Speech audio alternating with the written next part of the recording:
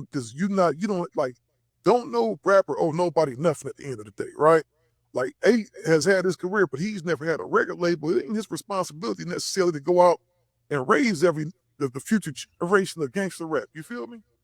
No, it's not his responsibility, but it would be dope if OG West Coast rappers did have their own labels and was generating new artists the way Gucci Man, Yo Gotti, Birdman, they keep a new artist coming out. It's not their responsibility, but if they were to take it upon themselves and do that, it'd be dope. Mm. Well, a lot of that comes with independency nowadays. You get me? A lot of West Coast artists tried, they had labels. Cube had Street Knowledge, Snoop had Doggy Style, Back to the Wall, Boo Bangin', there were numerous production deals for artists. That's how I got on. That's how Lynch Mob, that's how the Dog Pound, whatever. East Siders, niggas had labels, but the problem was, I don't think that the direction of pushing artists was really at hand in those days. Now you have so much self-sustainable shit by being able to use the internet, social media, and push artists along as far as that is concerned. A lot of West Coast artists want to be their own man, so to speak. You get me? It's hard for a young nigga to want to sign to someone when he already has the idea of the knowledge of shit. I can put my own shit out. Why am I gonna sign to a Cube or a Snoop or an Eiht or so and so when I turn around and do my own shit? And then you have to understand the income of today and yesterday. You get me? Look at the self-generating income that a lot of these Yo Gottis and Gucci Mans and so-and-sos produce. They're making way more bread than we were able to make through record labels with the ability to push their own shit. Back then, Sony's and Universals wasn't giving up $1 million deals for a nigga's brain and artist. You get me? It was just the fact of that. So today, you have a lot of motherfuckers who feel like I can go out and get my own. Before I go sign to a nigga, I'm gonna go get my own. I don't know what the difference is living in a Tennessee or Georgia or Florida or whatever. But here, the idea of niggas signing to another nigga is like, nigga, fuck that. And that's where you get that from. And so a lot of young niggas here feel like I don't need to sign to a motherfucker because I can go out and do my own and probably do twice as better. Yeah, I mean, that's a great retort to it. I still feel like if legendary West Coast artists were to break new artists on the West Coast, we would see more momentum for the West Coast. But I understand their disposition. You saying that, well, shit, they can go out and do it themselves. The independent mindset is popular. And I just feel like that might come from people watching like a Nipsey Hussle interview or something, be like, oh, I want to be independent. I want to own my own masters. But at the end of the day, if Snoop Dogg has Death Row Records or Cube has a label and they're able to give you a deal and take you to a major label for distro or even just keep you independent through them for a couple projects, I don't think too many artists would turn that down if they had the opportunity. I don't think a Jason Cash, an Airplane James, Epic Must Die, ATM Danny, I don't think those artists are turning down Snoop, a Death Row deal at this moment or a deal from Cube at this very moment. Well, the problem with that is the problem with that is how sustainable is that going to be when I can't turn around and produce you to be the level of a Lil Baby or these new artists that are coming up that are making millions of dollars. Thus you have conflict in the labels. And we've dealt with that before also. You get me? You have to watch and understand what you're dealing with when you're talking about a young new artist. Would a motherfucker turn down doing a song with Snoop or whatever? Probably not. With Q, probably not. If the deal was right. But then the whole point of that is, if I'm just here to walk you into a label, then you have to understand what that entails and what that entails. Like I say again, the attitude of a lot of young niggas over here is fuck that. I can go do this shit myself. That's where the shit lies. It's not that the nigga won't fuck with a nigga. The problem is a lot of young niggas go, I don't want to fuck with an older nigga. I want to get my own shit. You get me? I tell you, that's what I was saying. Because they, like I said, there's a lot of young niggas out here who's getting it their own, and they feel with the people like with the places like Empire and in the places you can put out your own projects. A lot of niggas go that route. Unless a nigga is coming in and he just got it sold up. You get me? For instance, my nigga Top Dog in there. You get me? He was able to get artists and sign artists and create and bring out because he put forth money into that shit. A lot of these older cats, they not making the bread that some of these younger new labels are making. So you got to understand the position that you might be in. I might not be able to give you that. We might not be able to pull up in Rolls Royces and do all this shit. So it all depends on how dedicated a young nigga might feel about his career and not just trying to put out a record for today. You get me? That's also another thing. And then it just comes down to bottom line respect. You get me? Niggas got to respect each other if they gonna work with each other. And that's just in a nutshell. And in a sense, a lot of young niggas feel like, there was a movement. A lot of niggas didn't want to fuck with older or West Coast artists because they felt like, West Coast artists were probably still on the block. You get me?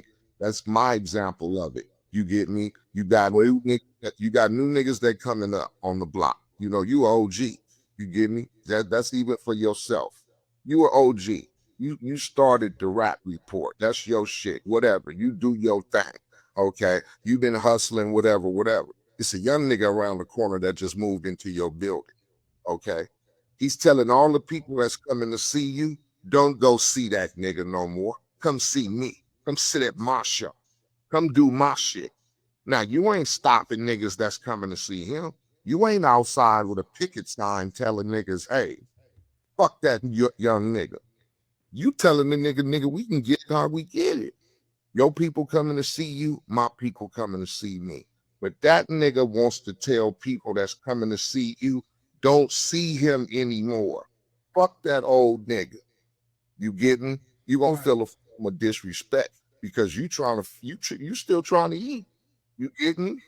Your doors are still open. Your people who love your shit and your commentary and your show, they love your shit. They ride or die for you. You get me? But it's a nigga who just moved in your building who feel like I want to take your fans and I want to take the people that listen to you every day. Because why?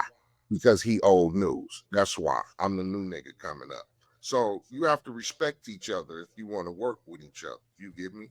Absolutely, but we've seen that practice in hip hop even among MCs on from a female perspective. Lil Kim, Nicki Minaj, we've seen new generations come in and disrespect they OGs XYZ. But the wise thing to do, in my opinion, if I was in that hypothetical situation you just mentioned, as soon as I see potential in that young journalist that's critiquing West Coast music, I'm supposed to go snatch him up and put him on my podcast. I'm supposed to bring him in the fold. All of you on your podcast. I got my own podcast. And I want the motherfuckers who coming to see you to stop seeing you and come to my. I don't want to work with you. You old moves, Holmes. I don't want to work with you. I want niggas to come to my shit only. You get me? Right, I understand that. You're not finna walk through my door and be like, hey, young brother, I think you should come over here and work with me. I don't want to work with you, homie. I want your funds. Then what I would do, Tell everybody who listen to you, don't listen to that nigga no more. Come listen to me. The chess move would be to then find another young person, bring him under your umbrella, and have him rival that said person. That would be the chess move. Your chess move is to start controversy. So you go hip hop. Oh man, come This on. is hip hop. The Source and Double XL went there for years. Take the hip hop of yesterday, where we knew how to battle and rap and do that shit without pulling out a pistol. A nigga come kicking your door today when you got a nigga right across the hall. Oh, them niggas across the hall? A young nigga gonna come and stick you up, homie. They ain't playing that shit today. Rap rifle? Nigga, you right across the hall from me. I'm gonna come kicking your fucking door. That's the mentality of them today. It's not like, oh, they're dissing me and he brings in a nigga to rival me. Okay, let me get on the microphone and rival back. No, the mentality of the young nigga today is I'm finna go knock on his door and go, homie, what? Switching it back to a music perspective, if I'm an OG West Coast MC and there's young MCs dissing me, I'm not finna sit here and go back and forth with you on wax. Theoretically, what I'm gonna do is I'm gonna go sign a young artist and I'm gonna let the little homie handle my beat. That would just be the strategic thing. That's finna give you a break. You suck the nigga. So now I'm coming after you and him. You think you finna get a pass? You getting a pass? You went out and signed this nigga specifically to start rivaling me. So now you and your whole establishment is on dick down. Come on, homie, this LA. This young niggas. This ain't hip-hop rap shit. This is how the shit works today. This don't work how LL and Kool Moe D did it. This don't work it don't work like that today. The young niggas today gonna come up to your building and they're gonna knock on your door and say, where you and that rival you signed that. That's how they get down today. Niggas go nig. Listen, and this goes in hip hop, this goes in podcasting, this goes in anything. You can get a rival podcaster to come to get on the mic and get to talking shit against the other nigga across the hall. He a young nigga, they gonna come knocking on your door. Niggas pride is at full effect these days. It don't work like that in LA podcasting. I'm the only LA podcaster to fight this year. All these other niggas just be talking. But I feel you. I throw you a scrap too, by the way, but this is what I wanted to say. Eiht made a point about the South, right? The dynamic on the West Coast, Dejan, is so different to where if me and Eiht next month went out and I said, Eiht, I got us a distribution deal with Sony. They go allow you to put out 5 projects a year. You know what would happen? The first time Eiht did sign somebody, he's going to have to go through so much bullshit, especially if he's from another neighborhood, right?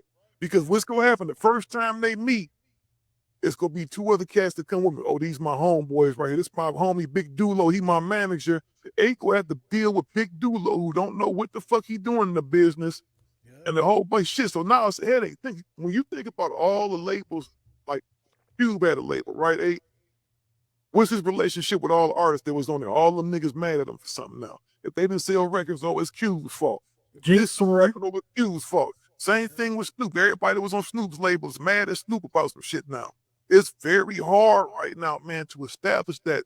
In the South, I will say they got it's a lot different, man, because you don't have all the other dynamics at play. Are you by other dynamics? Are you saying like gang politics, or what are the specific? Dynamics? Yeah, the gang politics and just the mentality of a lot of cats out here, man, is just different. Like Eiht said, they would rather challenge you than work with you. It's like I'm gonna tell you a prime example, and I ain't gonna say the artist's name. I convinced one of the homies to start a label, right? A well-known dude. I bought an artist up there that had some shit going on, right? We had already had this place set up with the major label that we was with, right? We said we got this one kid we want to do something with. We need a budget. We just need $500,000, right? They was with it. The dude come to the meeting. Before he even get to meet the dude, he out there talking. We talking. I'm like, yeah, we gonna get y'all a record. One dude, he's like, I don't want to do no song with that old washed up nigga. And he don't know this man about to give him $500,000. Old shit just got fucked up before we even got to go in the door, Eiht. Before it even got started. He calling somebody washed up and he hasn't even begun to step on the porch yet. Man, these LA rappers, I'll be the first to say, and maybe I should have led with this disclaimer. I'm not saying it'll be easy to work with signed LA rappers. I know more than anybody that dealing with new LA rappers, young LA rappers, is probably the most stressful thing on the planet. Their disposition, their psychology, their mindset is bullshit. They're late to everything. They don't keep their word, scandalous, lazy, entitled, have a negative disposition and outlook on work. XYZ, I can go on and on. I have 1,000,001 horror stories. You got to think, I do a magazine cover every year. 10 new LA rappers called the LA Freshman cover. This will be my 6th year doing it. I deal with these rappers on a regular basis. It's extremely difficult. It stresses me out. I'm bored underneath this hat. You get what I'm saying? Like, I'm stressed the fuck out working with these new LA rappers. Nonetheless, somebody still, unless we want West Coast hip hop to die, somebody still has to take these new LA rappers under their wings, teach them how to write songs, teach them how to form good records. Where's the artist development that we ask them to have? Like, somebody has to develop them. That's all I'm saying. If the OGs could sit down with these artists, teach them how to write a dope record, teach them how to do a rollout, teach them how to sequence a project, XYZ, I feel like it'll really benefit them. That's all I'm saying, despite the stress. I think that's good advice. I mean, for someone who's willing to take it and listen. First of all, like you said, this is a different time. You know, in my days, somebody like Ice-T or somebody like, you know, niggas who schooled me, you know, I got fucked for my publishing, but I dealt with a nigga who had an independent label, you know, with so forth. But a lot of that came from, you know, being signed to a major. If a nigga like, you know, Toddy T or Easy E would have wanted to sign me and, you know, tell me, you know, we need to do this. You need to write songs. You need to be able to make us hit for the radio. You need to. I would have been willing to take that advice, and that advice was given to me. You get me? You know, when you signed to Epic or you was in the studio work, a nigga would tell me, okay, we need to. I wasn't necessarily, because I already had stories and songs in my head. I knew how to construct a song by listening to the dudes before me. You get me? You write 3/16s, or back then it was 4. You get me? Right back then you had to do 4/16s, and then you had a break in the hook, and then you had to have a me in the song, and it was aimed to try to get a song on the radio because that's how shit was. And then, you know, we went on promo tour and we went to all the different record stores and we met the fans and we would sign black and white photos, and then we did promo runs to where we would go to each major city and hook up with the label, and they would take us to radio and do it. So definitely you had artist development and niggas in the studio trying to construct. The whole problem was we were willing.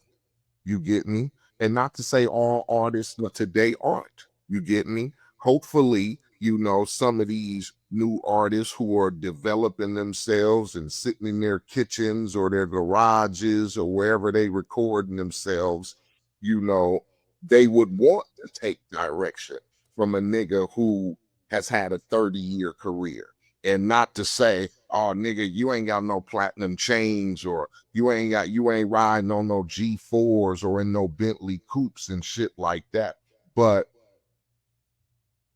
it's still sustainable to the fact of, look, I'm still around at 30 years as an artist. You get me? You got catalog. Fuck the platinum chains and XYZ. You got catalog. So basically, like I said, it would be willing, and definitely you'd be out there looking for somebody who is willing to take that knowledge, you know, and know how to create, instead of niggas who just want to get in the booth and spit a couple of lines about the ops and, you know, where we from, and you know, make a little catchy little record at the time, and then next thing you know, 2 years later, you know, you stuck in the mix, because at the end of the day, people want to hear development. You feel me? Definitely. You get, if I hear a young hot nigga and he just spitting all over the place and, you know, he fire, and I'm like, oh yeah, this nigga could be hot.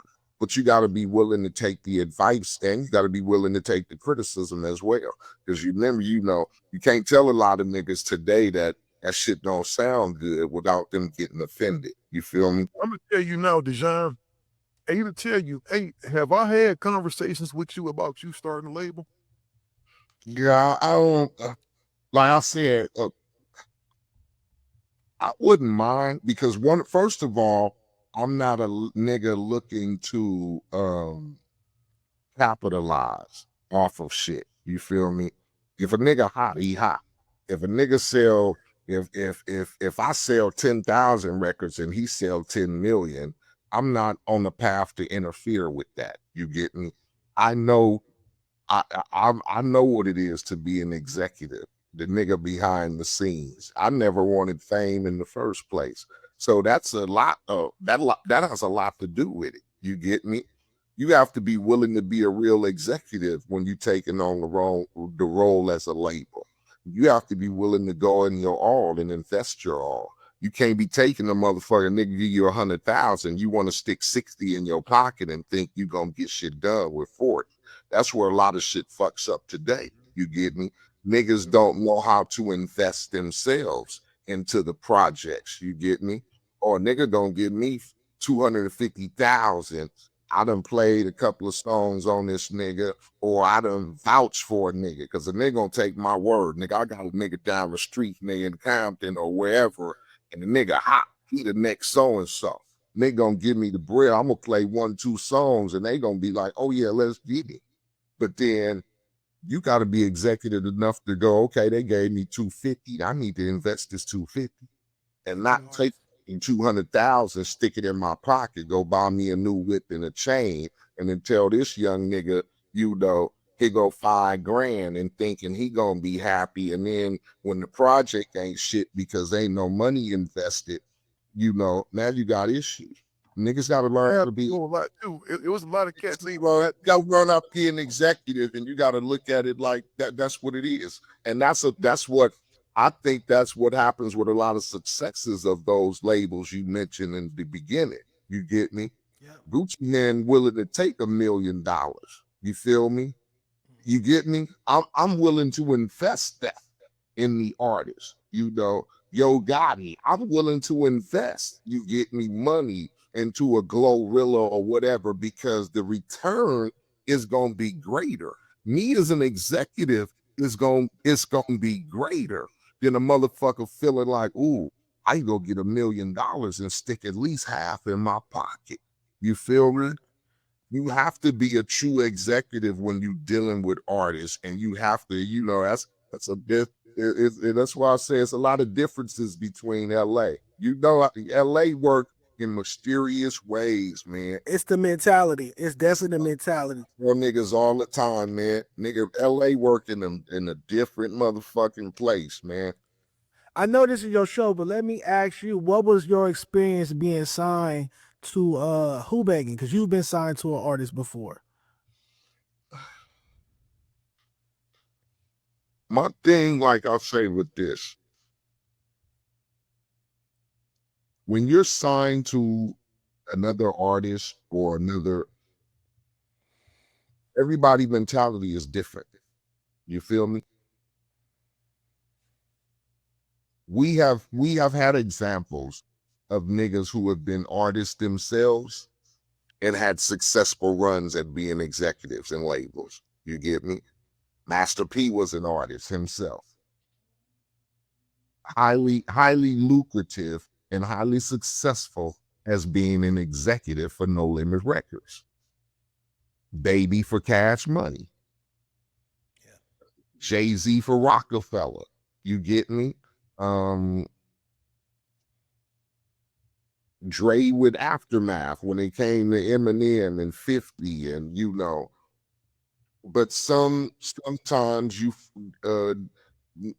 I would say sometimes the executive position is just the name on the door for some niggas. You feel me? Because if I'm a nigga putting out records and you putting out records and you putting out the same records I'm putting out, it might be a confusion of how much promotion or how much I want you to succeed. You get me? Okay. Um, and Competition. it's always competition. I don't give a fuck. But sometimes you have to have that mind state of, okay, it's competition, but at the end of the day, I'm still the executive. You feel me? And Yeah. so if I can put out Eight's record and it sell 1,000,000 copies, and I can pull out my record and it'll sell 1,000,000 copies, I'm only looking as double successful. You get me? But sometimes there's situations to where my record gonna come out and it's gonna sell 1,000,000 copies because it got the machine behind it, right? You go, it's got the niggas going to radio. It's got the motherfuckers hitting up the record stores and the street teams and all of that. As far as when it comes to an artist that I'm developing or on my label, I might not go pay for all that shit at the end of the day. You feel me? I might not go pay niggas to go run the radio.